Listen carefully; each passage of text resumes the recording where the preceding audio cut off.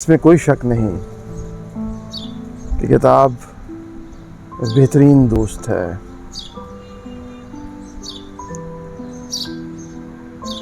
जो इस वक्त सियासी इंतशार है, मुआशरती सकाफ़ती इंतशार नज़र आता है हमें।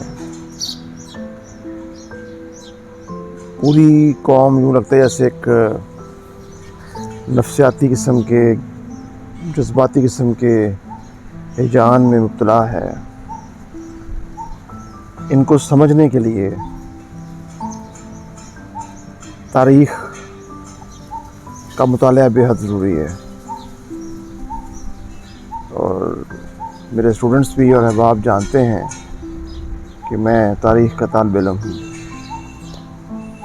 अभी भी जब कि पूरे मुल्क में एक हिजान बर्पा है, मैं किताबों का मुताला कर रहा हूँ।